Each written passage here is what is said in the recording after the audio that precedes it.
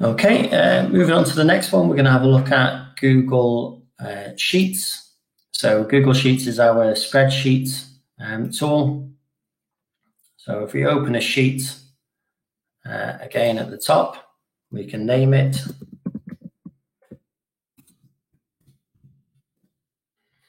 And I'll just paste in some data that I've copied off the internet.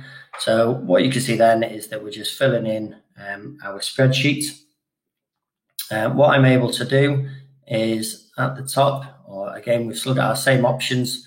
So again, we can download it as an Excel document, as a PDF. If we go to view, we are able to freeze those, to freeze different rows, or we can freeze different columns as well. So we can freeze columns and rows so that as you're scrolling through, you're able to see the different items. From there, if we go to in the insert, we can see we can insert rows above and below, columns to the left and right. We can insert images into the cells.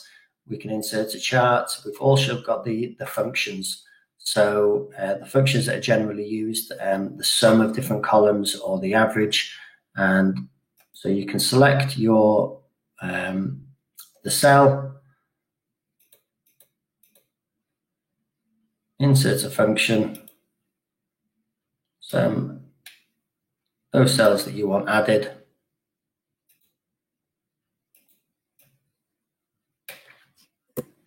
And then it will add the total of all those cells. As we're clicking through, you can see that the function comes up at the top. One of the other things that we can do is also have what's called conditional formatting.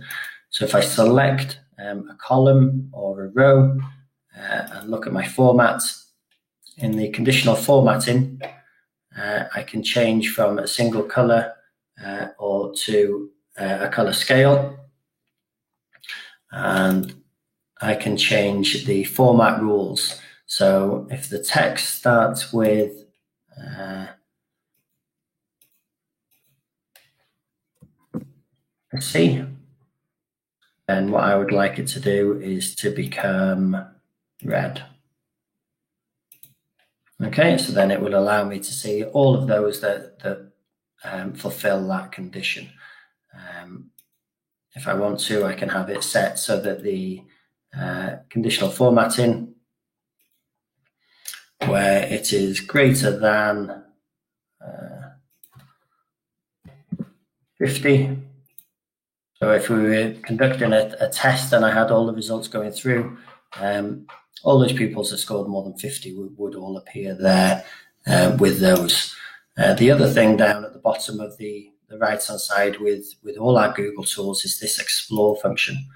And it works quite nicely with Google Sheets because it will give you different options for the data that you have.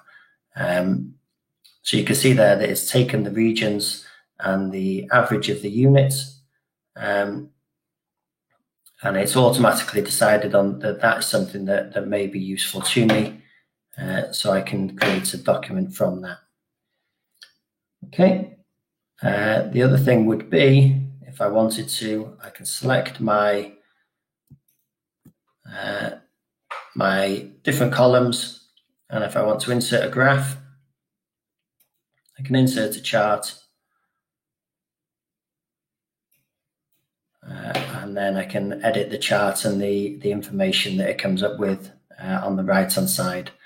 So I'm able to select different charts. If I'm creating a topic on countries around the world and it's got those, I can also use a GeoChart, which will populate. So if I had countries and populations, it would show up in a world map format as well. So there's a huge array of possibilities for use in the classroom there. Okay.